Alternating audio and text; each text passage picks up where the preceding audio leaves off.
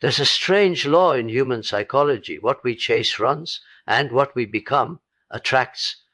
You do not take someone away from another by force. You do not win love through competition. You do not create devotion by demanding it. The psyche does not respond to pressure. It responds to polarity. When a man feels divided between two women, it is not usually about beauty, status, or even history. It is about resonance. One connection feeds his unconscious growth. The other feeds his comfort, habit, or fear. And the soul will always feel the difference. If you try to convince, persuade, or compete, you unconsciously position yourself as the option, the alternative, the possibility. And the mind rarely chooses what feels uncertain or desperate. But when you withdraw your need to be chosen, something profound happens. You shift from seeking validation to embodying value. You become a mirror reflecting what he lacks in himself. Depth, mystery, emotional independence, inner stillness. The feminine psyche, when grounded, awakens longing without effort, not through seduction, not through manipulation, but through presence. Distance, when done from dignity rather than strategy, creates psychological space. And space allows comparison. In absence, truth becomes louder. The heart begins to measure where it feels alive and where it feels obligated. Most people lose love because they try to secure it. But love is not secured. It is inspired. When you focus on your growth, your purpose, your emotional self-mastery, you unconsciously activate what Jung would call the anima projection. You become not just a person, but a symbol of transformation. And transformation is irresistible to a soul that feels stuck. He will not leave because you asked. He will not leave because you waited. He will leave when staying feels smaller than becoming. And that shift begins when you stop trying to win and start evolving. The paradox is this.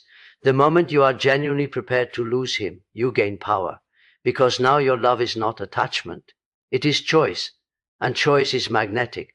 The moment you enter competition, you unconsciously declare that love is scarce. And scarcity immediately weakens your psychological position. When you compete for someone's attention, affection, or commitment, you shift from being a presence to being a contender. In that subtle shift, attraction begins to erode. The psyche does not desire what is fighting to be chosen. It desires what feels whole without needing validation. Competition creates comparison, and comparison reduces mystery. Instead of embodying your uniqueness, you begin measuring yourself against another person, her looks, her history, her influence. This is not power. This is insecurity disguised as effort. And insecurity is felt instinctively, even when unspoken. Human beings are deeply attuned to emotional energy. The more you try to outperform, the more you reveal that you believe you are not enough as you are. There is also a deeper psychological dynamic at play. When you compete, you center your actions around the other woman. She becomes the reference point. Your behavior adjusts in reaction to her presence. This places you in a reactive state rather than a grounded one. In Jungian terms, you move away from your authentic self and into a persona shaped by external pressure. And the persona, no matter how polished, cannot sustain genuine attraction. The paradox is that the one who refuses to compete often appears more powerful. Why? Because she operates from self-containment. She does not attempt to discredit, outperform, or replace. She simply exists in her own depth. And depth is magnetic because it signals emotional security. Emotional security communicates, I am not here to win, I am here to be. That message unsettles the dynamics of comparison entirely. When you step out of competition, you also remove drama. And without drama, clarity emerges. The man who feels torn between two options eventually senses where tension exists and where peace resides. If one connection feels like pressure and the other feels like calm confidence, the nervous system will gravitate toward calm. Stopping competition does not mean indifference. It means dignity. It means trusting that what is aligned will not require rivalry. It means understanding that love chosen through comparison is fragile, but love chosen through resonance is lasting. The more you stand in your own psychological ground, the less you need to prove anything, and paradoxically, the more undeniable you become. Neediness is not simply wanting someone. It is the fear of losing them before they are even yours. It is the anxious energy that seeks reassurance, constant contact, and visible proof of importance. And while it may feel like love, psychologically, it signals dependency.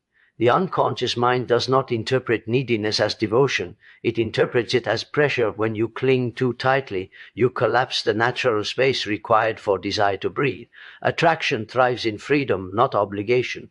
The more you seek certainty from someone who is undecided, the more you push them into defense mode.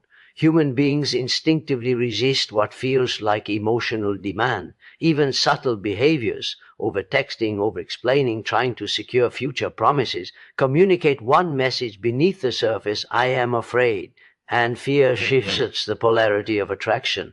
Withdrawing neediness does not mean becoming cold or distant in a calculated way. It means regulating your inner world so that your emotional stability is not dependent on another person's actions. This is a profound psychological shift. Instead of asking, where do I stand? You begin asking, where do I stand with myself? That question restores power. When you stop seeking validation, something changes in the dynamic. Your energy becomes less grasping and more grounded. Conversations feel lighter. Silence no longer terrifies you. You are not waiting anxiously for the next message to confirm your worth. This emotional independence creates curiosity. It reintroduces mystery, and mystery reactivates attraction. There is also a deeper unconscious mechanism involved. When someone senses they are your emotional center, they feel the weight of responsibility. But when they sense you are whole on your own, they experience you as choice rather than necessity. Choice feels empowering, necessity feels burdensome, and people move toward what feels empowering. Withdrawing neediness requires inner discipline. It means soothing your own anxiety instead of projecting it outward. It means tolerating uncertainty without trying to control it. It means understanding that if someone truly aligns with you, they will step forward without coercion. The paradox is that when you no longer need to be chosen, you become more attractive. Your presence feels voluntary, not dependent. Your affection feels generous, not desperate. And that shift, subtle but powerful, transforms the entire emotional atmosphere. Neediness repels because it grasps. Self-containment attracts because it allows. To prove your value is to assume it is invisible. And what you try to prove, you unconsciously place on trial. When you over-explain your worth, highlight your sacrifices, or subtly advertise your qualities, you send a hidden message: see me, approve of me, choose me. But real value does not seek confirmation. It radiates quietly through behavior, boundaries, and self-respect. There is a profound psychological difference between embodying value and performing it. Performance is strategic. It calculates responses. It adjusts to impress. Embodiment, however, is internal. It does not shift depending on who is watching. When you embody value, you do not need to announce your standards. They are felt in the way you speak, the way you carry yourself, the way you withdraw from what feels misaligned. Trying to prove your worth often leads to overgiving. You become excessively available, excessively understanding, excessively accommodating. You attempt to demonstrate that you are better, easier, more supportive. But what begins as generosity slowly turns into self-abandonment. And self-abandonment erodes attraction because it signals that your boundaries are flexible when approval is at stake. The unconscious mind respects what respects itself. When you hold your time carefully, when you do not tolerate inconsistency, when you remain calm instead of chasing reassurance, you communicate worth without a single word. This kind of value is not loud. It is stable. It does not beg to be noticed. It simply exists. There is also an archetypal element in this dynamic. The psyche is drawn toward what feels integrated. A woman who is centered in her own purpose, friendships, passions, and inner growth does not revolve around a romantic outcome. She invites participation, not rescue. She desires connection, not validation. That distinction changes everything. When you stop proving, you stop persuading. And when you stop persuading, the other person is left with space to feel, space to miss, space to evaluate. If someone must be convinced of your worth, they are not truly aligned with it. Genuine recognition happens effortlessly. It does not require a campaign. Embodying value means you trust that your presence is enough. You do not compete with another's image. You do not argue your superiority. You do not try to outperform. You simply remain anchored in who you are. And that anchored energy carries more influence than any attempt to demonstrate perfection. Closeness, when forced or constant, can blur perception. When two people are in continuous contact without pause, emotions become tangled, reactions become impulsive, and clarity dissolves. Psychological space is not about physical distance alone. It is about emotional breathing room. It is the deliberate refusal to crowd a connection with urgency, pressure, or constant availability. Without space, there can be attachment, but there cannot be perspective. When you are always present, always responding, always initiating, you remove the opportunity for absence to speak. Absence is not a game, it is a psychological mirror. In space, comparison naturally occurs. Feelings that were muted by habit grow louder. Questions that were avoided begin to surface. The mind recalibrates when it is no longer overstimulated. Creating psychological space requires restraint. It means resisting the impulse to clarify every silence, to resolve every ambiguity immediately, to fill every gap with conversation. Silence can feel threatening because it exposes uncertainty. But uncertainty is where truth emerges. When you step back with dignity rather than resentment, you allow the dynamic to reveal itself without interference. There is also a neurological element involved. Constant interaction can create emotional saturation. The nervous system becomes accustomed to predictable contact, and what is predictable often loses intensity. Space interrupts that pattern. It reintroduces awareness. When contact is no longer guaranteed, value becomes more noticeable. The mind pays attention to what is not constantly accessible. Psychological space also restores your center. Instead of monitoring every shift in tone or behavior, you redirect focus inward. You re-engage with your routines, ambitions, friendships, and inner development.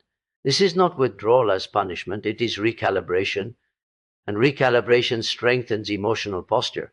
When you return to interaction from a grounded place, your presence feels composed rather than anxious. Importantly, space reveals alignment. If connection deepens in absence, it carries authenticity. If it fades, it was sustained only by proximity. Either outcome provides clarity without confrontation. Space allows choice to emerge naturally instead of being forced through emotional negotiation. To create psychological space is to trust that what is meant to move toward you will do so without pressure. It is the discipline of not chasing, not over-explaining, not collapsing into fear. It is allowing the silence to work in your favor. And in that silence, truth reorganizes itself. When your attention is fixed on another person's decision, your life begins to orbit around uncertainty. You analyze signals, interpret delays, and measure your worth against outcomes you cannot control. This outward focus drains psychological strength. But the moment you redirect that energy inward, something shifts. Self-transformation is not a tactic to win someone, it is a return to your center of gravity. Transformation begins with radical self-honesty. Instead of asking how to be chosen, you ask where you have been shrinking, overextending, or abandoning yourself. You examine your patterns, the need for reassurance, the fear of rejection, the tendency to overgive. This is shadow work in motion. It requires courage to see where attachment has been confused with love, where validation has replaced self-trust. But awareness is the first act of power. As you grow, your emotional tone changes. You become less reactive and more observant. Situations that once triggered anxiety now invite reflection. You no longer rush to secure outcomes because you are building something deeper within, stability. Stability is attractive because it signals maturity. It communicates that your presence is intentional, not dependent. Self-transformation also expands your world. You invest in your health, your skills, your purpose. You strengthen friendships. You explore creativity. Your identity becomes multidimensional instead of romantically singular. When someone is no longer the sole source of excitement or meaning, your energy feels lighter. You engage from desire, not desperation. There is an archetypal pull toward growth. Human beings are unconsciously drawn to those who evolve. Evolution signals life force. When you refine your boundaries, elevate your standards, and align your actions with your values, you embody momentum. Momentum creates intrigue because it suggests forward movement rather than stagnation. Importantly, transformation changes what you tolerate. As your self-worth solidifies, inconsistency feels less acceptable. Mixed signals feel less romantic. You begin to value reciprocity over fantasy. This does not harden you, it clarifies you. Clarity reduces emotional chaos. When you focus on becoming rather than securing, the dynamic reorganizes itself. Either the connection rises to meet your new level, or it dissolves because it no longer fits. Both outcomes serve growth. Self-transformation ensures that regardless of who chooses you, you remain chosen by yourself, and that internal alignment quietly reshapes every external relationship you enter. To be ready to let go is to confront the deepest fear beneath attachment, the fear that without this person you will lose something essential. That fear is powerful because it ties your identity to an outcome. But when you prepare yourself emotionally to release what is uncertain, you reclaim authority over your inner world. Letting go is not rejection of desire, it is the refusal to collapse in its absence. Many hold on not because the connection is fulfilling, but because the alternative feels empty. They cling to potential, to imagined futures, to intermittent affection. Yet the psyche senses when it is gripping too tightly. That grip creates tension, and tension distorts authenticity. Words become strategic, actions become calculated. You begin managing impressions instead of expressing truth. Being ready to let go dissolves that tension. When you accept that you cannot force alignment, your energy shifts from control to composure. You stop negotiating your standards to preserve proximity. You stop overinterpreting every small sign. You stop bending your boundaries in subtle ways. Instead, you stand firm in quiet acceptance. If this is meant to deepen, it will. If not, you will survive. There is a paradox in detachment. The moment you are genuinely prepared for loss, fear loses its leverage over you. Fear is what makes you chase, overgive, and tolerate inconsistency. Without fear, you act from clarity. Your voice steadies. Your reactions soften. You are no longer trying to secure permanence. You are evaluating compatibility. Letting go also restores dignity. It communicates even without words that your presence is voluntary. You are not waiting indefinitely. You are not competing endlessly. You are not persuading someone to see your worth. You are offering connection, not pleading for it. And offers can be withdrawn with grace. Psychologically, this stance is powerful because it removes pressure from the dynamic. When someone senses they are free to choose without coercion, their decision becomes more authentic. If they move closer, it is intentional. If they drift away, it reveals truth. Either outcome brings clarity instead of prolonged ambiguity. To be ready to let go is to trust your resilience. It is understanding that your value does not decrease when someone fails to recognize it. It is choosing self-respect over attachment to possibility. And in that readiness, you discover that the greatest power is not in holding on, but in knowing you can walk away whole. And so the real question was never whether someone would choose you. The real question was whether you would choose yourself when uncertainty tested your worth. Love that must be chased, negotiated, or competed for is love built on imbalance. But love that arrives when you are whole, when you are grounded, dignified, and unattached to outcome, carries a different weight. It is not fueled by fear. It is sustained by resonance. When you stop competing, you reclaim your uniqueness. When you withdraw neediness, you restore polarity. When you embody value, you eliminate the need for approval. When you create space, you allow truth to surface. When you transform yourself, you rise beyond emotional dependency.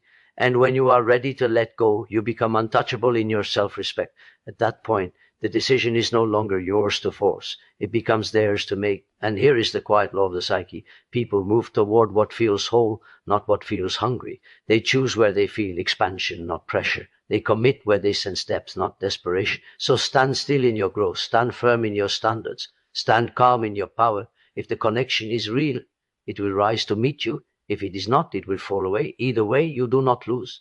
Because the woman who masters herself is never waiting to be chosen. She is simply allowing life to align with the level she has become.